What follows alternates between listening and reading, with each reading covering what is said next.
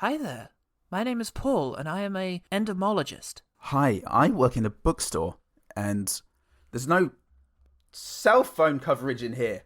Oh no, I think I meant entomologist. But that's part of my weaknesses. You see, I have trouble with words, which is really troubling as an entomologist. You know, I read a book about this once in the bookstore where I work. I'm a bookstore man. Bookstore agent, maybe. If only I could just find some coverage on my cell phone.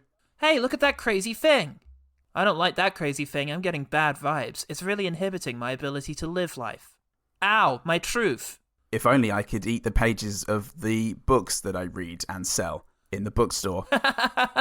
You sure would get full real quick in a bookstore. Where I work. Not many insects in a bookstore. Not a good one anyway. They always say you shouldn't judge an insect by its cover. Ha ha ha ha ha. Oh, I've been eaten. Where's my cell phone coverage?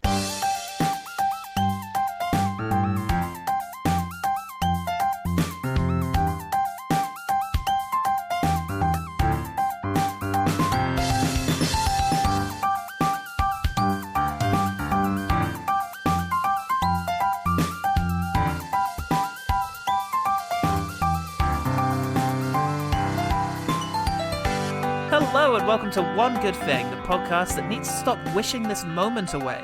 I'm Paul-sized Sedan. My spontaneity has been stripped from me. We are concluding. I think I might say something similar later. I forget. We'll find out. We'll find out together, mate. We are concluding our trilogy of 2021 bads by spending some time with M. Night Shyamalan's Old. Yeah. Spending some time with. Oh my God. I'm a legend. Time. You absolute clown, white chicks. Time, the name of the movie. White Chicks. White Chicks 2. Time. What happened to her? The body has decomposed. How quickly can that happen? 7 years. But she just died. Wait, where are the kids? Trent! Kara! Come here! Hey, have you seen my children? Mom? I'm right here.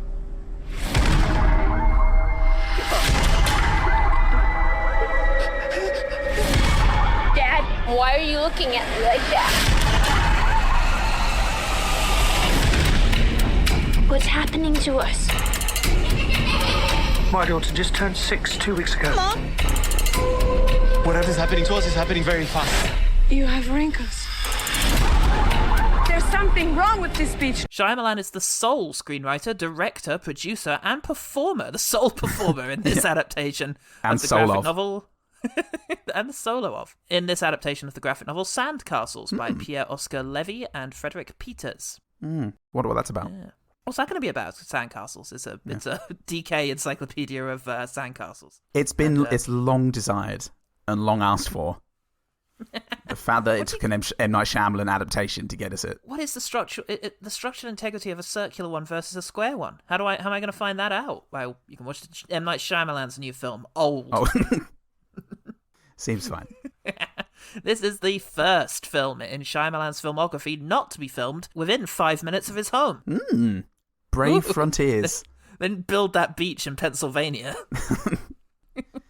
Really, because you can't tell nowadays the magic of cinema. It's amazing what they can do. Fucking house? Where's my fucking house and town and county? Oh, Shyamalan's filming a new film.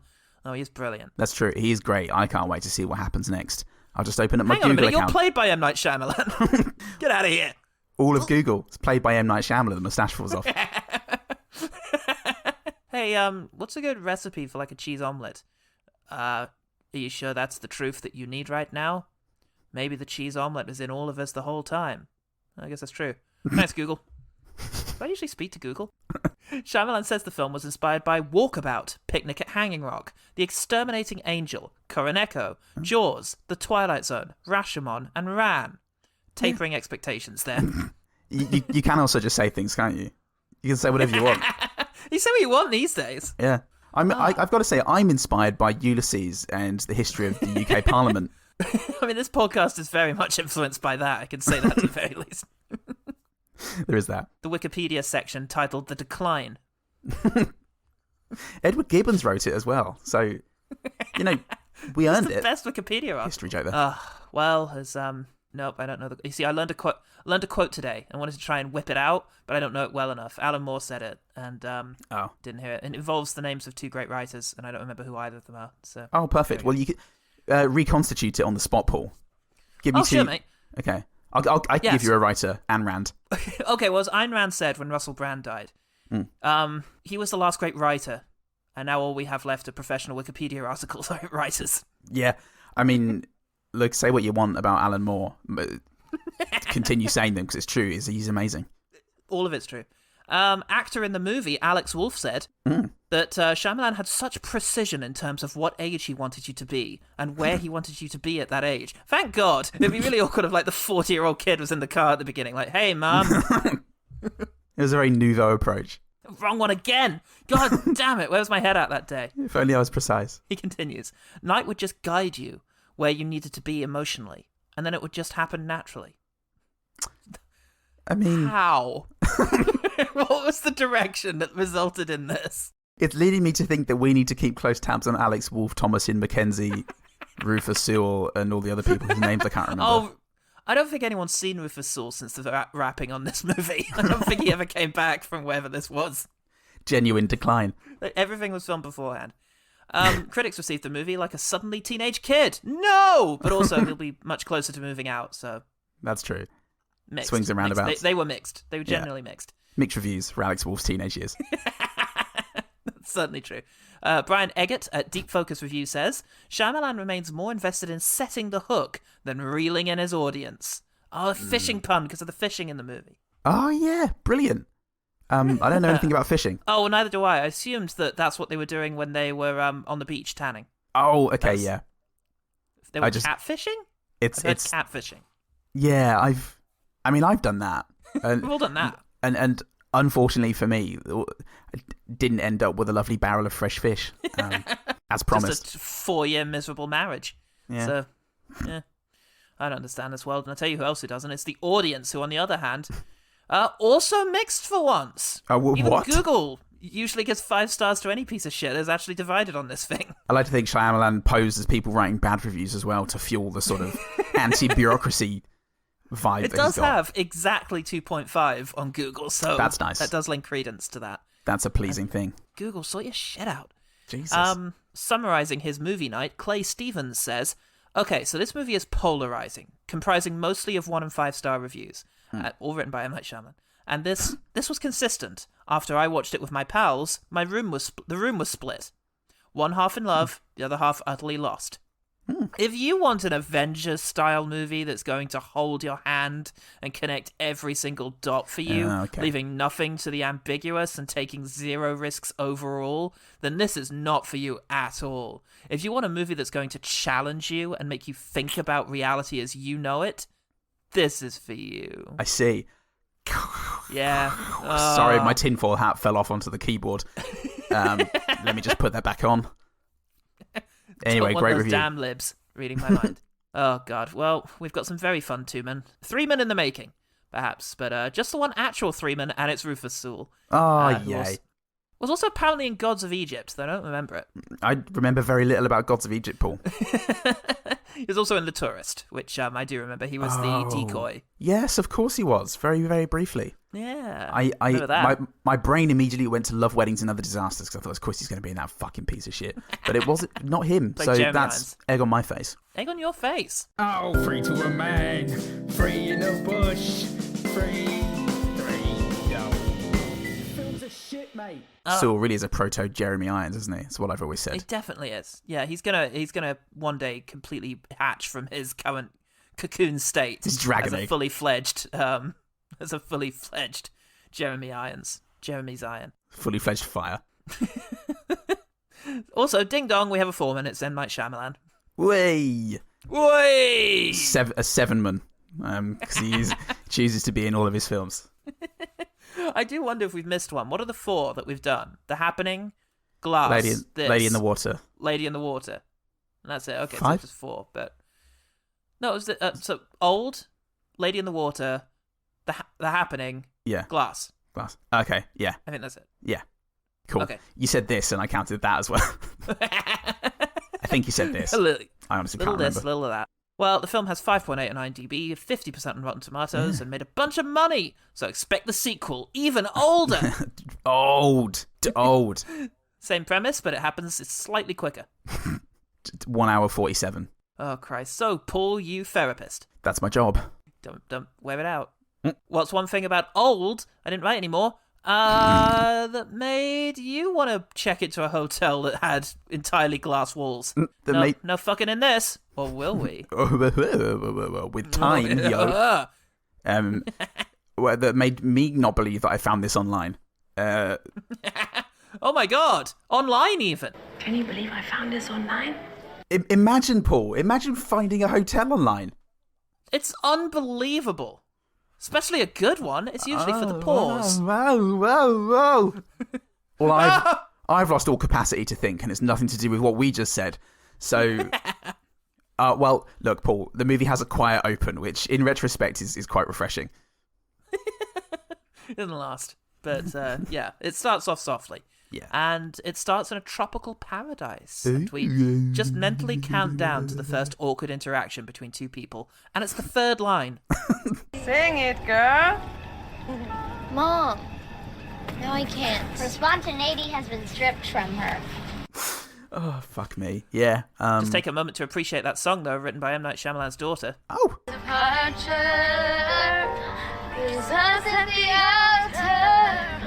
Ooh! M. Night Shyamalan. Emma Night Shyamalan. Yeah.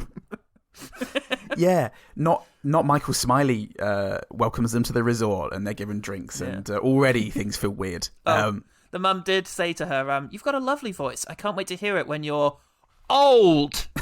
Bam, bam, bam. Bam, bam, bam. Yeah, I can't wait to hear it apropos of nothing and kind of weirdly, awkwardly later on a beach. Who's maybe. the family, Paul? Who's our family? The family is none other than Gael Garcia Bernal back from cinema death for me anyway. Back from some of my favourite movies of all time. And he was in Emma. That was in fucking creepy and weird. Emma, fantastic. Distinctly not Emma, the adaptation of. Oh, okay. It was Emma, the movie about a pyromaniac, nymphomaniac. Ah. It's very good. It's very good. That does sound good. And if Gael Garcia Bernal's in it. Yeah. Oh my God. So him, Man I Love. Vicky Creeps, the mother. And then Phantom Thread. Phantom Thread. Yeah. Vicky Phantom Thread Creeps. And then the kids who will one day be Thomasin McKenzie and Alex Wolff. Yeah, one day will be Leave No Trace and Hereditary. Yeah. Yeah. And they're all, I'm just going to scroll up to my list of quotes to make sure I haven't got anything from this bit. I think I do. There's... Okay. Nope. The next thing they meet the kid. They meet the kid of Michael Smiley, or like nephew. The kid of Michael Smiley. Yeah. And we're introduced. So Alex Wolff, when he's a kid, he has a very charming trait, Paul, of asking people their name and what they do, so they don't have to come up with a way of introducing that naturally. Hi, I'm Trent. This is Islet. What are your names and what do you do for a living? Oh, well, I'm Sophia Watson. I'm a chef. I'm Greg Mitchell. I'm a cop. Cool. And I'm Maylin Mitchell. I'm a dancer. Wow, that's cool. Okay, bye. Bye. He just desires exposition. And just goddamn, Shyamalan's so good at writing kids, he just almost wouldn't notice. I don't have friends. I'm your friend. You'll leave. My mom might let me FaceTime you. Then we can be friends. You can come over to my house and make up stories. Then we can go to the same college together and become neighbors with mortgages. You wouldn't even tell that he read the first page of How to Write Movies and then ripped it out, put it in his mouth for the knowledge, and then ran away. And delivered the rest of his lines with it in his mouth. Yeah. Gives me the power. And it is kind of redundant, really, because the characters do just offer up this information apropos of nothing without being asked. So saves time. But we've got double knowledge now. The kids will hang out. Absolutely. Yeah. And it's a good thing they do, because the parents, they got some tension. They're splitting up. Oof. And the wife's sick. Phantom Thread, she's sick. And oh my God. It's terrible. You're always thinking about the future. It makes me feel not seen. You're always thinking about the future. It makes me feel not seen. You're always thinking about the past. You work in a goddamn museum. Genuine thing that human beings might say to each other. Oh, they're robots. That's the twist. Oh, shit. Okay. It's Westworld up in here, yo. So that makes a lot more sense because they're all at breakfast the following morning, and we get to meet some more of the campers. Yeah, we've got never again seen Rufus Sewell and his wife Abby Lee from Mad Max. Yes, I've got her as Dakota Johnson from Lost Daughter. She is actually Abby Lee, but she reminded me a lot of Dakota Johnson's character from The Lost Daughter. Yeah, well, look, get a good look at her because the camera isn't going to spend too much time on her. Definitely not. Definitely not. Definitely not going to eye-fuck her for the rest of the movie. But hey, look, it's their daughter, Matilda, or will grow up to be Baby Teeth. Yeah, and other things. And his mum. And that's great. And then we meet Jaren. Then we who is meet a nurse. Robot Nurse. His name is Jaren. I'm a nurse. My name is Jaren. And his therapist wife, who has epilepsy. Yeah. I'm very, very glad that he's here. Yeah, and his wife, who puts a lot of stock in talking to each other because she's a therapist. And she's a therapist. That's her whole deal. You're lying. You're all lying. You're lying. Shut up, You're lying. Maybe we should all talk about what just happened. And he enjoys looking at things in a way that no one's ever looked at anything. And sharing the fact of nursehood. Okay, here's your direction for this sequence. I want you to look at your wife who's having a seizure as if you were waiting for your the bacon you're frying to be done. But you also don't care that much about bacon. So, yeah, it is fucking baffling. So, yeah, all our campers rounded up. Not Michael Smiley turns up and says, hey, to each one of them individually, I think. Hey, if you want a secluded beach away from these absolute, these blazing characters. If you want to get away from my fucking nephew, then you should check out this private beach where no one else will see what happens to you. I mean, what you get up to. Yeah. Shit, I'm blowing this. Go to the beach or else you'll miss out on the great trip. Yeah. Fuck. The trip into the rest of your lives. I stand by that. I'm really bad at this. Look, I'm a scientist, okay? You're a what? Yeah. Off you go.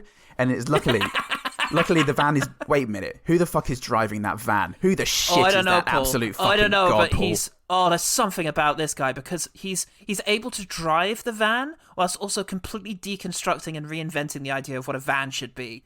And it's just, it's amazing. What a hero. Okay, guest checklist. Books, sunscreen. Did everybody leave their passports in their safes? I don't want anybody to lose anything. God, he's looking into the wing mirror. Don't do that, because then he's looking at us and into our souls. No, I can't take it. So he drives the Bernal family and the Bernal family. I knew I was going to make it sound like that.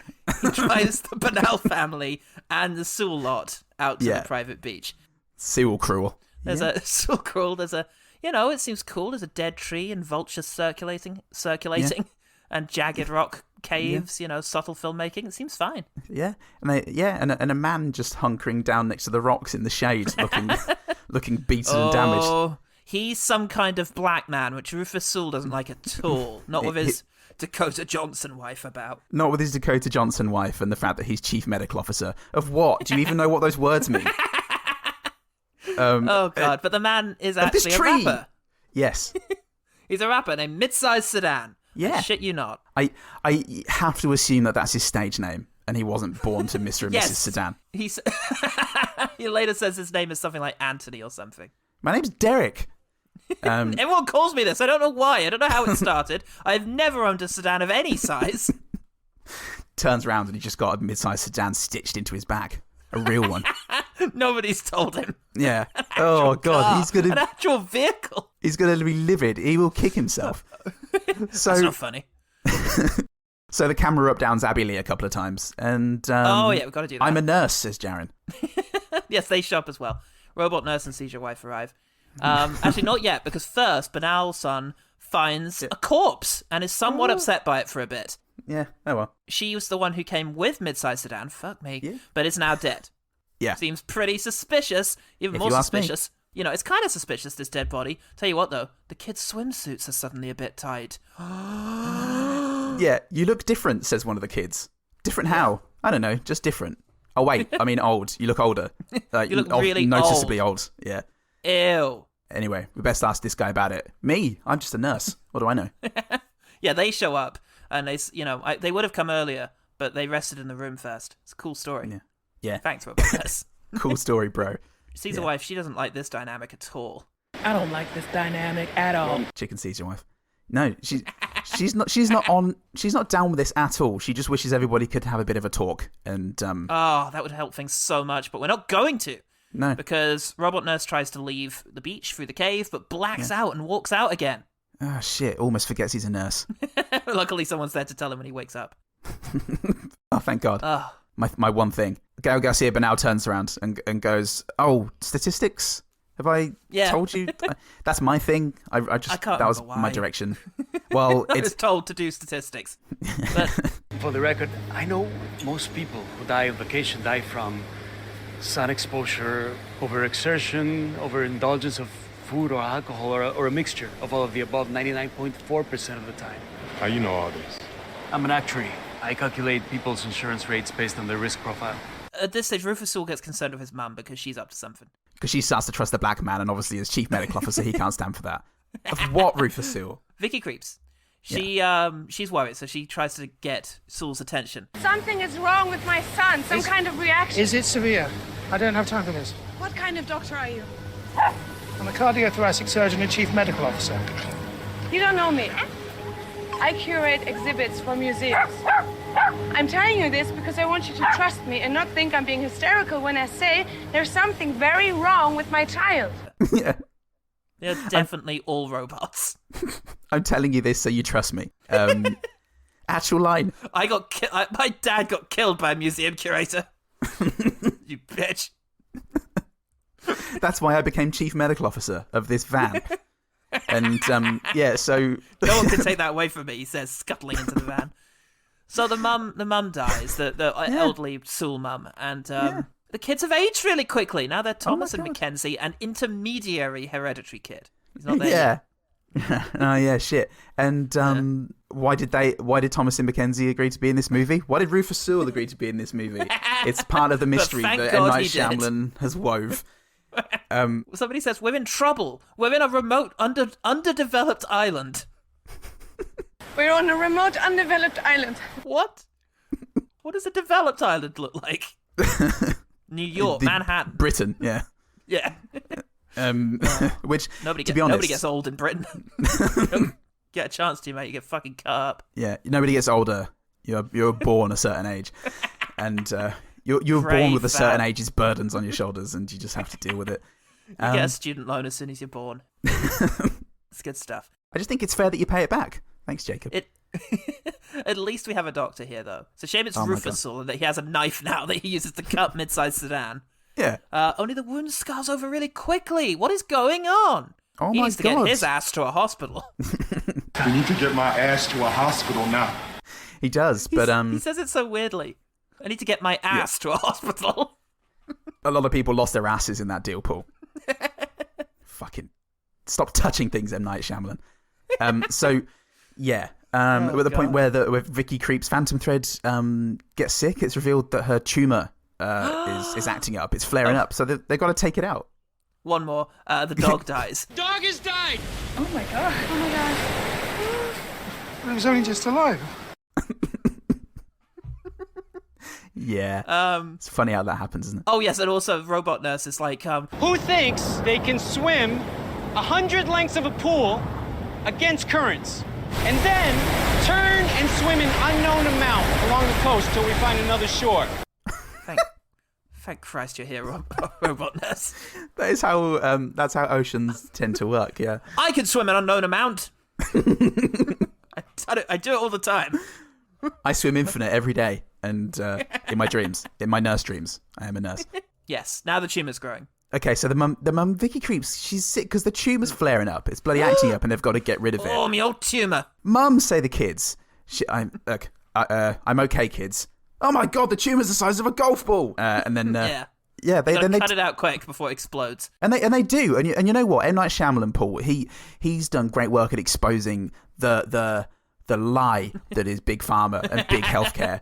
They tell us that taking out a tumour takes hours, and these guys do it on an underdeveloped island with a knife in 2 By minutes. Rufus Sewell, a dangerously insane man. And one of those minutes is spent trying to remember a film with Jack Nicholson and Marlon Brando in it. Do you know that Jack Nicholson did a film with Marlon Brando? Oh no. What is he saying? What's the name of that film? Charles, breathe. Are you okay? Yes. You just let me do my job, please. Balls in your court, Greg Hunt, or whoever's in charge of it. We've got to start establishing the fact that he's losing his mind. We need it to be disturbing and not absolutely hilarious. Rufus, you got this. I can help, brother. No, I'll take care of her. Does anyone know the name of that film? It was with Jack Nicholson and Marlon Brando. Both. They managed to get it out and the incision seals instantly. Whoa! Yeah. Tell you what, though, mid-sized sedan's a bit bored, so he goes to check out the dead girl. There's not much going on. And she's turned to bones! Oh no! Whoa. If only we had a museum curator here to tell us how long that should have taken ideally. I'm a nurse, everybody, out of the way. I'm not a forensic pathologist, but from excavations for the museum, I know that it varies based on soil and temperature. My best guess, an exposed body, the flesh will be gone in approximately 7 years. Oh, Christ. So they decide and actually figure out that the beach is making them old. Oh, whoa. The son has evolved past his pupal state and emerges now as full hereditary kid. Yeah. And the Sewell kid has baby teeth, and he gets her pregnant. Yeah. Yep, these 6-year-olds just fucked. Yeah, they did. Yeah. Don't think about it too much, but also do, because that's what he wants you to think. They have, and then Paul. Yes. And listeners at home, this may sound unbelievable, but now shit gets wild. Before that, this is just usual crank it to 11 M. Night Shyamalan. The past is prologue. There's no number for what happens now. Yeah, and so she gets birth straight away. Yeah. Oh, it's born. Great, we got a baby. Oh, awkward. Yeah. Because it died from lack of attention. We had him on the towel for 1 minute. He died from lack of attention. Yay! No! We were all looking at it. Is it because Alex Wolff said that one thing about babies crying? We all acknowledged how good that was, and the baby died. Yeah, that's what you get, Dad. As you say, things are kicking off now. Sewell is getting great. I will make these decisions. Dakota Johnson, Mum, is getting old. Yeah, Jesus. And Thomas and Mackenzie is really honing that Shyamalan delivery. Sorry about the baby. Oh God, yeah. I guess in that way she's the best actor I've ever seen, because she's really nailing it. Dakota Johnson, Mum, has a calcium deficiency, Paul, and she is fast tracked to Humpville. She sure is. Yeah, look out for her later. Rupert Sewell, or whatever his name is, he gets he goes mad and kills mid-sized sedan. Yeah. Ugh. It's a tragedy. Christ. I stopped taking notes for a while because this is just buck wild. It is wild. Robot Nurse was on the swim team, so he's pretty sure he can swim the unknown amount. Oh, yeah. Guy, I was on the swim team. I'll make it. And he goes off. So long, best performer of the film. Nay, the year. Nay, the universe. So immediately, once he starts to enter the water, they start discussing what they're actually going to do, because obviously he's going to die. Obviously, we don't even have to talk about that. Yeah, bye, so mate. They discuss climbing the cliff, and later Baby Teeth does. Yeah. And everybody negs her until she falls off. Come on, guys. Squad goals. Yeah, come on. Well, they all wanted to be the one who did it, but anyway, that's the last person from another family to die, and it's just us. So let's all have some fun. By which I mean just get old and not do very much. Seizure Lady's still about, and she mentions that she has a sister who's also a therapist, so she has to get out of here. Yeah. Yes, Dakota Johnson has gotten much older than everyone else and has turned into a scary witch, yeah. as all attractive women are going to do. Bernal is losing his sight, and Phantom Fred is losing her hearing. Yes. They find a diary indicating that this beach makes people old. Oh, shit! What? I had no idea. I just thought they were having an allergic reaction to something on the beach.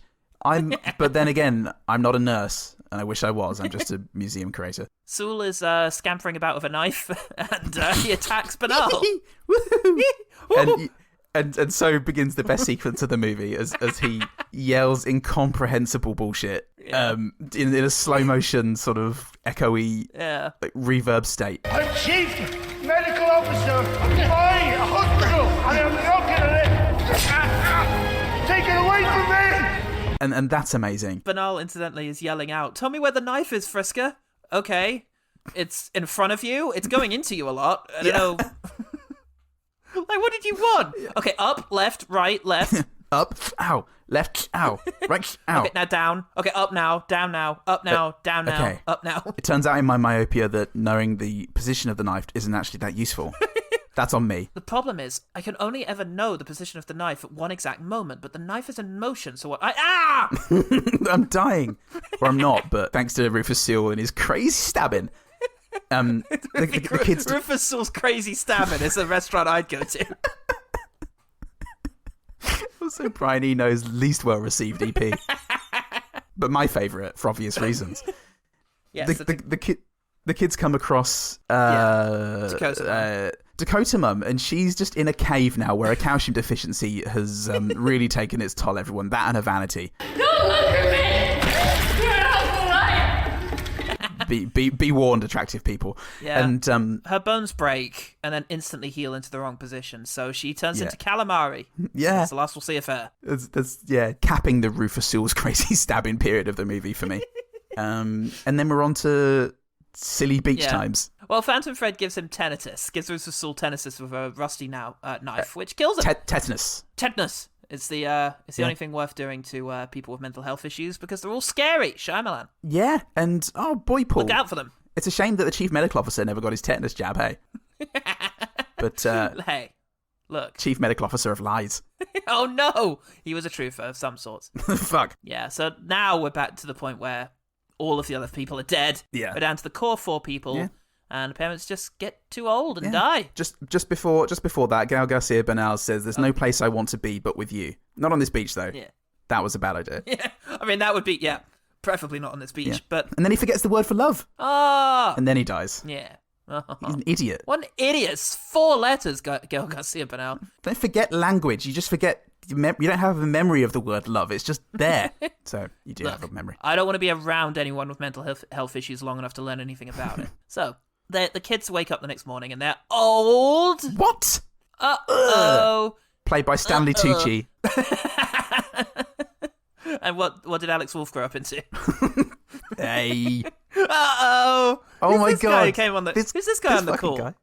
Oh, get him off. Get him off. It's too funny. He decides that he never decoded that message from the kid in the hotel. I'll do that then. Might move the plot forward. Oh yeah, brilliant. Well, we've got a bit too much time on our hands, if anything. So yeah, I'll do that. Right. Hang on. This tells us straight away how to get out of it. Oh no! I feel like a right mug now. What a plum! What a pair of plums we are. Oh, there's another bit down here that says we need to have the lungs of a pole diver, but I don't understand that saying. So anyway, the coal might protect them from the effects of the rocks, so they need to dive underneath it. They go through. Yeah. Old Thomas and Mackenzie gets her easily removed shirt caught on the coral, so they keep pulling on the coral, of course. Yeah, and that's it. They're dead, so don't need anything from that. That heroic and gorgeous bus driver reports that everybody is dead. After the 73rd experiment. He takes their findings to a lab, where they're studying the effects of various medicines and treatments over a massive amount of time using the beach. Yeah, and putting the medicines in the cocktails that they get awkwardly given to them at the beginning of the movie, and seeing how it affects them. And they realise that they cured epilepsy. And by cured, we don't mean cured. We just mean like prevented them from happening as long as they took the medicine. Oh yeah, well they cured that woman's debilitating seizures. It didn't seem debilitating. She was on holiday, and the husband had to deal with it. We cured her. How about the Alzheimer's one and the cancer one? Well, we're getting there. We found out that you can cut it out with an old shitty knife, so we'll give that a go next time. It's weird that no one had ever tried that. Get your pocket knives out. Yeah, go on, wankers. So yeah, there's that. Danny Wallace is there, and he suggests maybe we should study the mental health subjects separately, since they always end up killing everyone because mental health patients are always crazy. You know, always murder people immediately. Yeah. And there's a dig at bureaucracy. Take that, pencil pushers. Oh, shit! You're just as bad as the Nazis. Speaking of oh shit, Snap and Don, they got through the bloody reed and got the book to the policeman that we established very subtly earlier. Yeah. Who seems to be a pretty big deal because he manages to lead something of a task force to arrest everybody. Yeah. And now we're in the middle of all of that. Let's just cut back to how they got out of the coral pool because Paul, I know we're all curious. I'm not going to suspend my disbelief until I see exactly how they got through that reef. Yeah. Well, they tried harder. Thanks, flashback. Beautiful. Well, that's good. Yeah. Well, there's nothing else for me to do but get online, because fucking hell, imagine finding a hotel online. No, there's no point. That's a once in a lifetime. Oh, you're right. I guess I'll just put up with my IBS. Man can dream.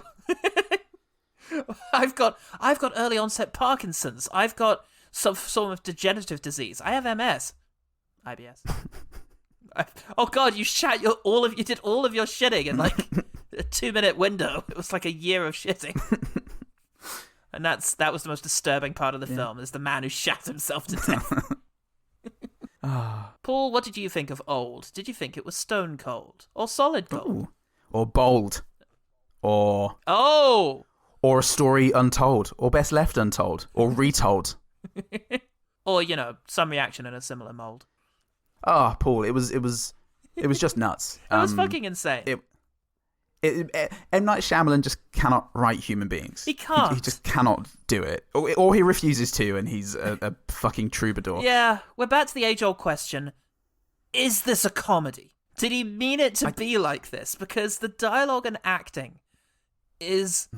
There's no way that he thought this sounded natural. He couldn't have. I don't believe that. Do I?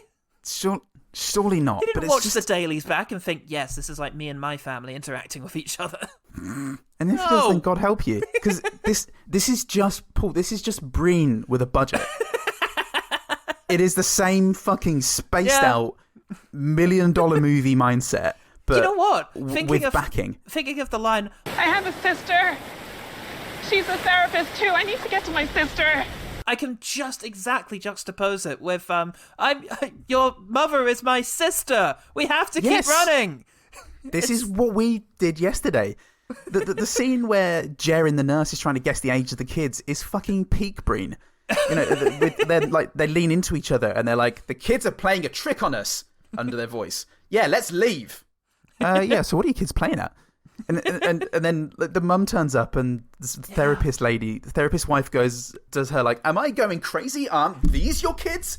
Yeah. Hit the mic there. It was so did just she. Total Breen. It was ridiculous. And you've got the scenario, which he inherits from the graphic novel, and it's a good scenario, which he has made. Yeah. I read it, incidentally, and it's a story that really suits the sort of comic style, and it's a really... It's got some funny moments, and it uses some caricature, but it's very poignant. They never find out what caused the beach. There's little insinuations that they're being watched, but they never find out what caused it, and nobody gets out. At the end of it, a guy tells a really beautiful story that puts everybody to sleep. The mid-sized sedan, whose name is something like Jeff in the fucking graphic novel. Yeah, okay. He tells a story about a prince who was stalked by Death and told that he had 7 years left to live, and so he built a big fortress to keep Death out. It took him ages to do, and then Death just shows up anyway. And the prince looks out the window, sees a mountain in the distance with snow on it, and he realizes he's never seen snow. And then Death takes him. And so it's obviously about, you can't fight off death, you need to accept it. And everybody takes that to heart, they go to sleep. Only the baby who survives in the graphic novel, who then grows up to be someone in their 20s, wakes up to find everyone else in her family is dead, and she sits down and makes a sandcastle. Okay. It's beautiful, it's poignant, it says something about time. And then this... decides that I read a thing that suggested this turns it into a and then there were fewer style Agatha Christie style cheese-a-thon. Yes, where everybody dies at about the same time in the book. In here they all like off each other and start killing each other and dying in ridiculous ways, and it just I'm not saying it's a bad thing because it becomes very it's like he's trying to manufacture a cult movie, and I could totally see this getting wheeled out at like midnight in a in a film festival. It's delicious. It gets a bit boring near the second act, I found. But there's just enough sprinkled around crazy shit to keep you involved.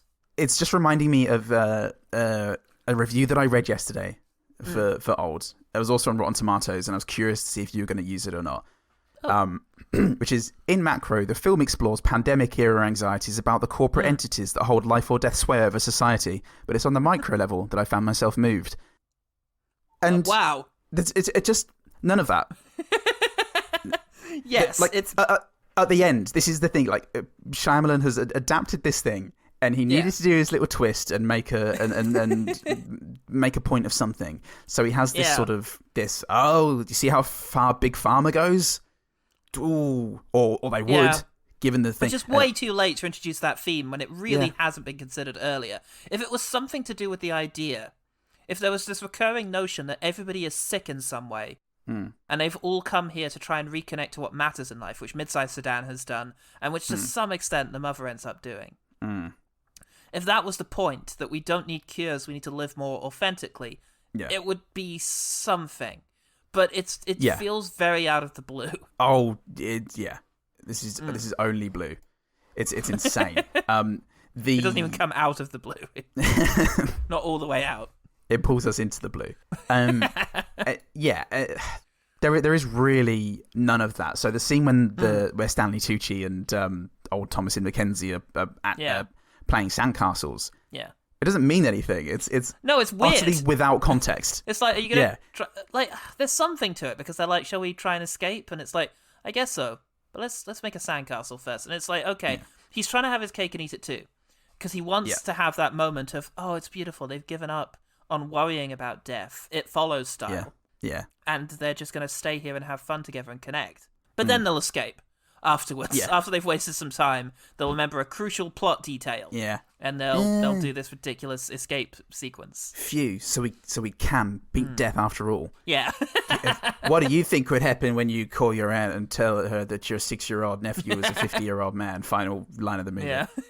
It's so good. On top of all that, the characters all fucking yell at each other like morons who have genuinely never listened to another human being in their lives.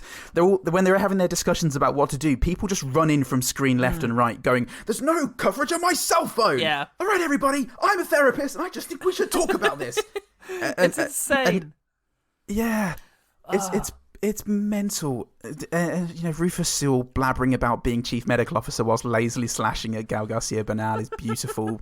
It's the most wonderful thing I've seen all month. And I just think, Paul, there has to be 100 natural takes on the cutting room floor to get to the point that they did. Like Stanley so many Kubrick. takes of... Yeah. Just, hey, Thomasin, that was great. Can you just do it the way I said, please? Do it flatter, please. I just don't... Because Kubrick, with flatter and louder. In Eyes Wide Shut, he deliberately did like hundreds of takes in order to exhaust the actors so he could get the sort of dreamlike, unfocused performance out of like Tom Cruise and Nicole Kidman. All he really needed to do was wait 10 years. Am I right?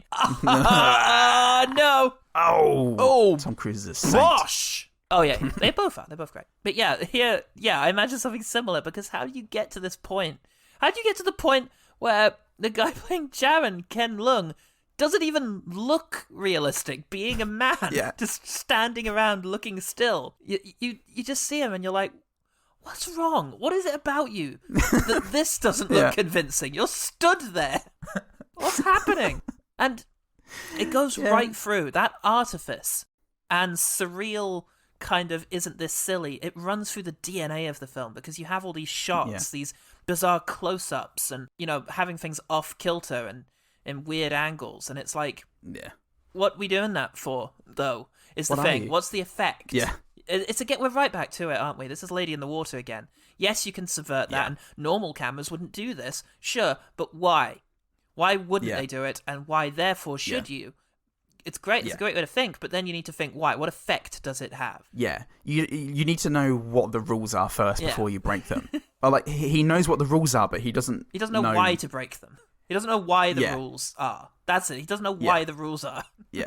And I will say it's way better than Lady in the Water in that I had a much better time. Yeah, I wasn't nearly as bored. This is a laugh riot. And it goes by very quickly. It's a short film. Okay, that's interesting. How do we rank the 4 Shyamalan films we've seen? Is it better than The Happening? I would say just about. Very close. Good double bill, I think. The Happening and Old. Yeah, The Happening is wonderful. You like hot dogs, don't you? Fuck me, it is incredible. And I was talking to Nell about his other movies, and she said, "Oh, The Happening. Which one's that again?" On the one where the plant spores. It's 5. We missed The Last Airbender. Oh God! But I don't think he was in that. I don't remember his cameo in The Last Airbender. It must have been. He must have been. He must have been. Yeah. But he directed it anyway, so he did. So he's a definitely a fiveman. He's a fiveman. Yeah. And anyway, I got to say to Nell, that's the one where trees emit spores that make humans kill themselves. And she laughed, and I laughed, and it was great. And it's very silly. Zooey Deschanel and was it Mark Wahlberg? Yeah. Fuck me. Nonsense. And they're both the great. Guizziamo as well. Oh yeah. If you're gonna Yeah, Mumbo, Louisiana. You got to take my daughter's hand. You better mean it. I do. I do. I'm really going to keep hold of her hand, I promise. I'm not going to fuck it up or do it insincerely. It's just, this is definitely fun Shyamalan, because there's no reason to watch The Last Airbender. It's miserable. Yeah. And there's not much reason to watch Glass or, what was the other one that was really bad? Lady in the Water. It's very, they're very dull films that you can watch and find amusing, some of the ridiculous things going on, but it's not relentless. This is on the relentless side. This is up there with The Happening. Yeah. And my God, it is not by any means a legitimately good film. Let's not have that said. Oh, no. It fails at almost everything that it clearly sets out to do. But, it's glorious. It really is. You will have a good time. And, I could easily put it on again, because knowing what to expect now, I could just sit back and revel. I saw this movie at the cinema with Katie. And then I went to watch it again for this. And Jack came in halfway through. And when the movie was over, I was like, you've got to see some of the funny dialogue in the first half, because it's a bit top-heavy with its funny dialogue. And we basically just watched this first half again. So I just watched this movie 1.5 times, back to back. And it was fine. It was great.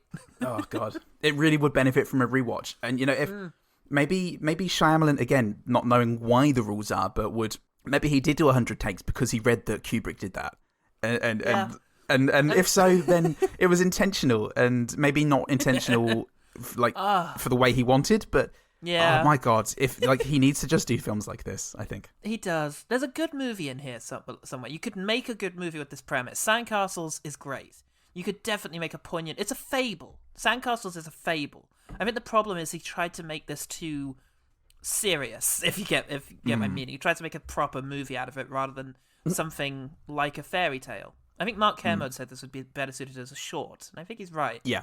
If you were doing it seriously, but he didn't do it seriously, and consequently, with a slight lull around the hour mark, it's pretty damn fun. It is. Should we quick fire? Yeah, let's quick fire. It's pretty boring after they kill everyone, so that's all. Quick fire. Yeah. When the boy, the nephew or whatever it is, goes to show the young Alex Wolff how to use the drink mixer, he sort of muscles in to do it, and it feels very natural. That was one that slipped through. That kid in general was good because he acted like a kid. He was saying dumb things, but he was very clearly a normal kid compared to, let's all get old and have mortgages together. Mix the vanilla and strawberry in it. I'm Midland. My uncle's the resort manager here. I can do a 1,000-piece jigsaw puzzle, which is a considerable thing to do. My dad and I put clear glue on them and hang them on my wall.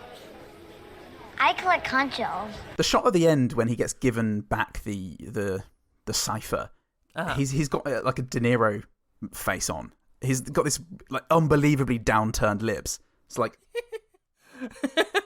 that just doesn't move. I noticed that face on my second watch of the first half. He does that face when he's looking at the family after they've just been invited to the private beach. He's kind of just, this fucking guy. Hey, you're gonna invite my friend to that beach, you motherfucker. Shyamalan does good opening credits. This is the second one I've noticed. Glass had a really good opening credit sequence. Yeah. And this one did too, because it mimics his bizarre camera angles and showing letters growing. Caught off in the side, but then with the proper credit in the middle. And it was good. And you hear natural sounds, no score, I think. Yes, no score. It was I enjoyed good it. opening credits. At the beginning, in the hotel room, Gael Garcia Bernal parrots his first statistic, which is about Big Pharma. And so there you go. He's sewed it already. And he almost made the second one he gives sound natural. When he's walking into the kids playing, it's about domestic incident statistics. And he almost makes it sound like a thing a person would say. Yeah. He was very good in this. I really loved him. He has, again, there's something about the way Shyamalan films a person where he just looks ridiculous. There are moments where he just looks, and I don't know what it is. Is it the makeup they're putting on to make them look old, or the angle, or the expression they're being made to face? But I don't know. He looks odd and strange, like a not real man. And it's very odd, but he's great. He goes good delivery. And my next one actually is when he's messing around with his kids. No kids week? That's not true! It says no kids. Priska, you should have checked. It's your mom's fault. No, really. No, it says this. No, she should have checked. It says this. Yes. Fault. And, they're wrestling with him. And it's very good. That was my next one, actually. It was really good. It made me just miss Gael Garcia Bernal because he was in Amores Perros. But Babel, oh god. No. The film No. I wasn't just saying no to you. No. No. No. Amores Perros. Amores Perros. Fuck, he's great. Motorcycle Diaries. He's in something called Mozart in the Jungle, which apparently is great. Oh, cool. I haven't seen E2 Mama Tambien either. Oh, no, nor have I. That's meant to be really, really good. Oh, he's in Coco. Oh, yeah. So he was. Oh, and The Kindergarten Teacher. That was good. Oh, cool. Okay.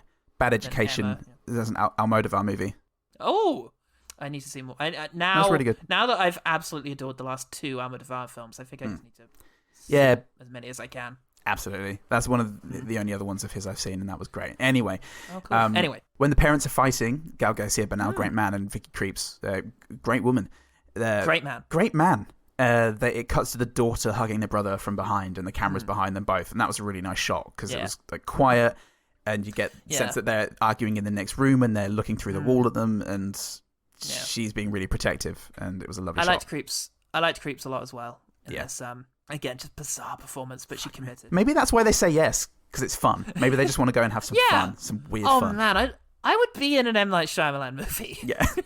I know exactly how to pitch it. I can do it. Yeah. Let me in, Shyamalan. That little kid looks like a great Thomasin McKenzie. Like a little Thomasin McKenzie. Like there were moments you could look at her and be like, oh yeah, she's going to grow up to be Thomasin McKenzie. And you got to respect that in casting. Oh yeah. And I'm glad they didn't just CG the kids young. I'm glad they didn't CG Alex Wolff's mole onto everybody, and they used a real one. Prosthetic moles, nice. Don't see that much. Fuck yeah. Squib moles. Too dangerous, they say. When the hotel manager, Tyres, recommends the beach to them, there is a dastardly sort of Shining / Texas Chainsaw vibe to it. Because it's this, knowingly luring people into this insane horror. And it did give me those chills of, no, don't listen to Viggo Mortensen. He's putting you down the wrong path. Yeah. I did say, that was good. Yeah, that's good stuff. The freeze tag shot. Now, it's very look at me, look what I'm doing. But it is interesting, and I remember finding it fairly exciting in the cinema, seeing it. They're playing freeze tag, and the camera is like freezing on them. Yes, I get what you mean. Yeah, it stands out. I'm not quite sure what the point of it is, but it is interesting. If it was a legit adaptation of Sandcastle, it would be just enjoy your life, have fun playing, remember your kids. It felt like Tree of Life, that bit, something like that. Okay, yeah. The only way to make time stand still is by having fun. Yeah. Even though the opposite is usually true, but like the only way to actually make immortalize time stop it, I is guess. to actually live authentically, which they're doing in that moment. Yeah. I guess maybe that is it. Bravo, well done, Shyamalan. So when the head of the corpse floats into shot behind young Alex Wolff, it was kind of creepy because there's no sting. Yes, and it's just her. Yeah. I'll never tell. And my eyesight and attention being what it is, at first I didn't make it out as a human head. So I was like, what the fuck is that? Yeah. Like Cthulhu's sea monster is making them age. Yeah, it was great. Okay, there's a moment where the kids are reenacting an argument the parents have had with their toys, and then they stick the toys into the ground and run off, and so we get reaction shots of Bernal and Creeps just staring at their respective toys, looking unhappy about it. And it's very, very good. Can't believe you chose him for Voltron. I want it to be Voltron. Says the Ricky Creeps. The first time Rufus Sewell slashes mid-sized sedan, it's... He's got a knife! He's got a knife! Amazing. Yeah. Now look, Ken Leung is fucking amazing every second he is on screen. He is not convincing for one single second of his screen time, and I love him. It all culminates in the end, after everything. Nice to see you in our neighborhood. Who are you? I'm Jared! I don't know where you live.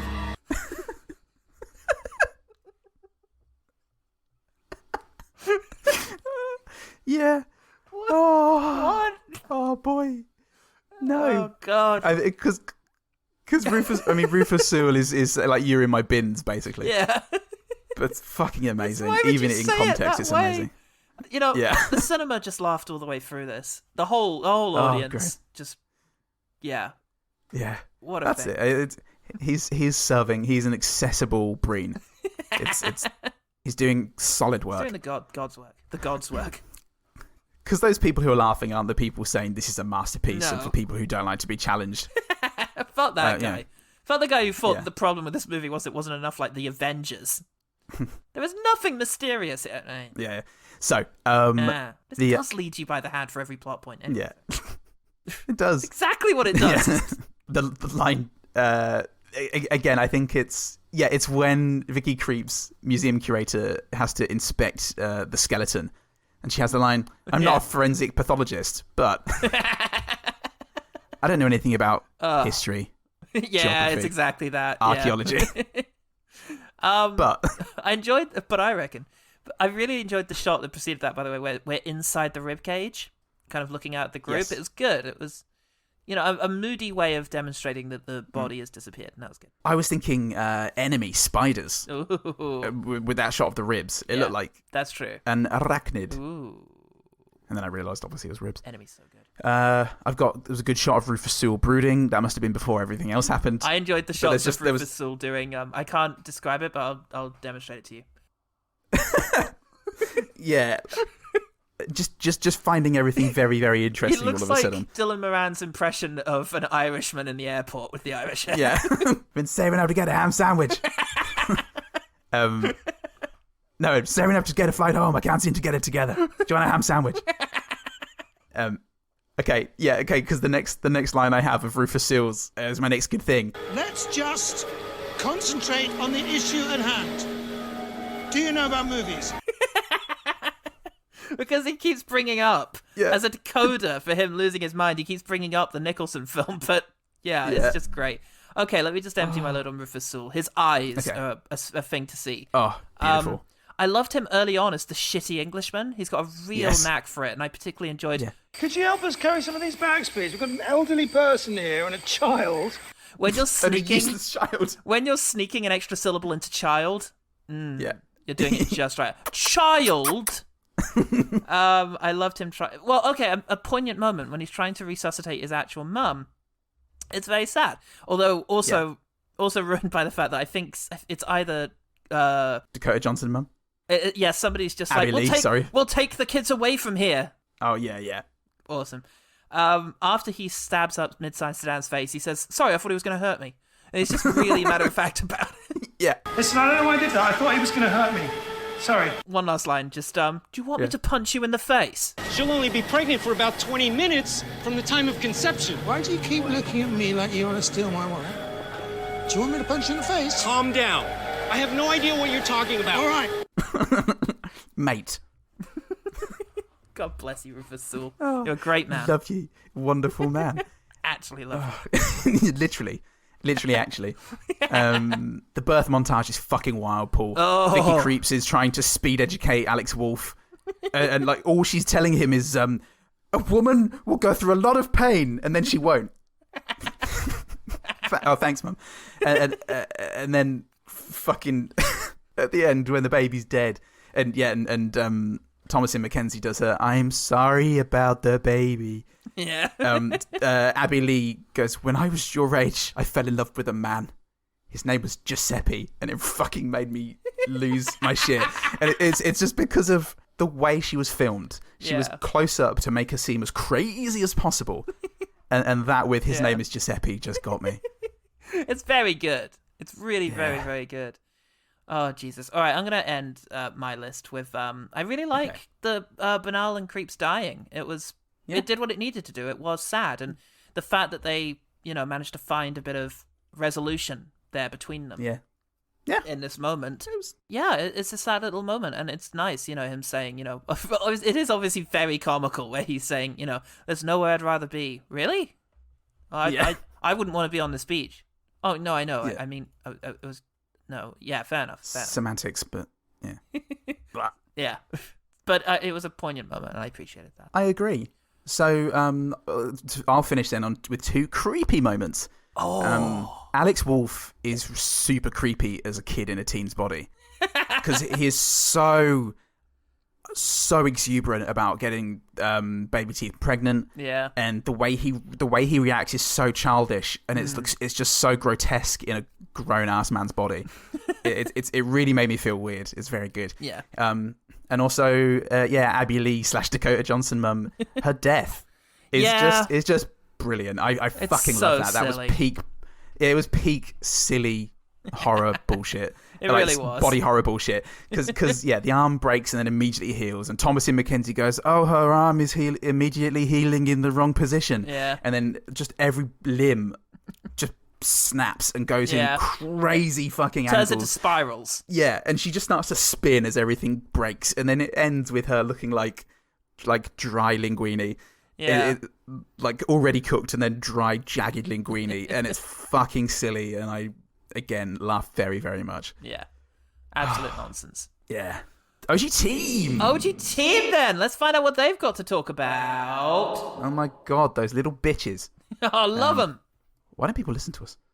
Why? It's inexplicable. They're so good, all of them. Over on Twitter, Patron of the Year, BT Calloway, says, for most of the film, not a single character talks or acts like a real person. Yeah. There are some intense and affecting moments, but having been built on weak caricatures and having no real meaning or statement behind it made this movie's unique premise ultimately forgettable. Also, the dog has died. It was only just alive, is my new favourite bit of bad dialogue. Oh, it's brilliant. There's so many good bits in this.